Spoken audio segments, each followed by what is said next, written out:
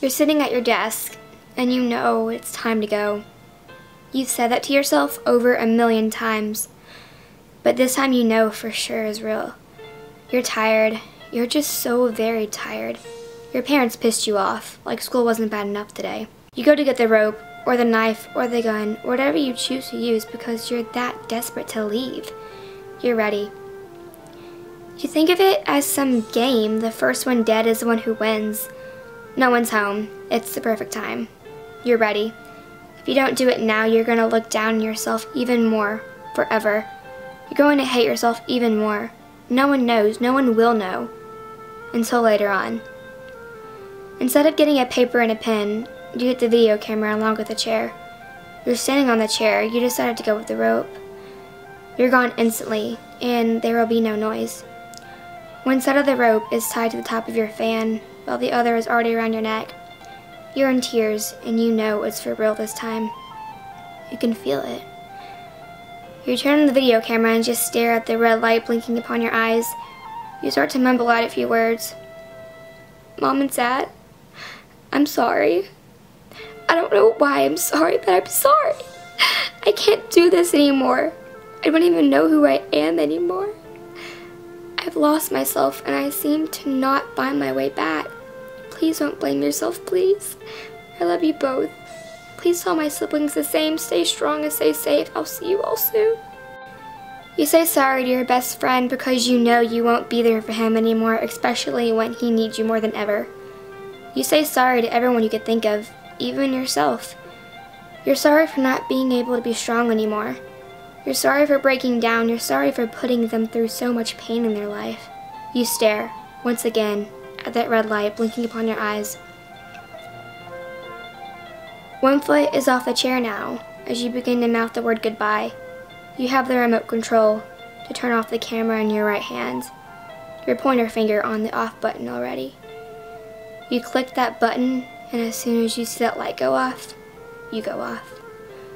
Both feet are now off the chair. The chair is on the floor. The room is filled with silence. You're dead. You're gone. There is no going back. Everything is over. You don't have to live in pain anymore, but everyone else will. What are your parents going to think? What about your little brother or little sister? What are they going to do? You're gone. You're dead. There's no going back. You ended your life because the person of your dreams only likes you as a friend. You ended your life because that one teacher was harder on you than anyone else in the class because she knew you were the only one that is going somewhere in life. Your parents are home now.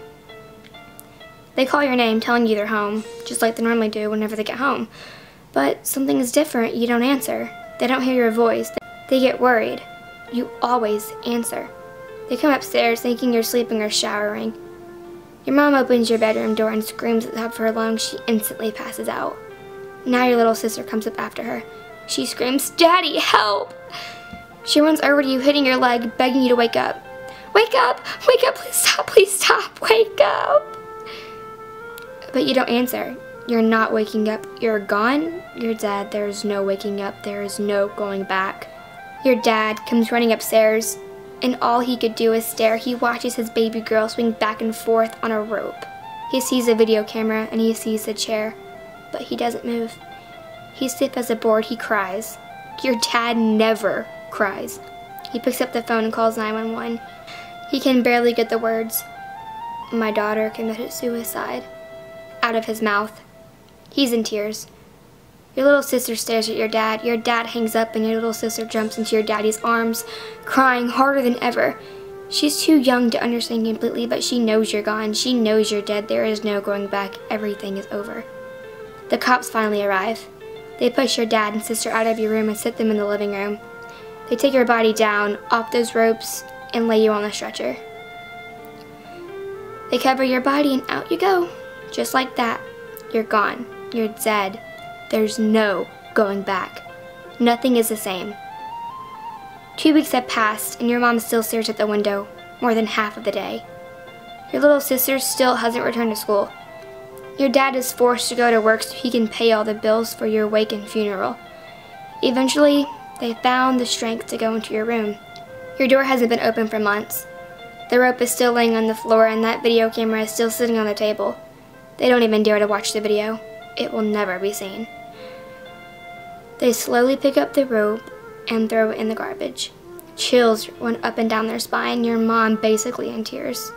They brush off your bed, making it neat, like they used to do every morning after you went to school.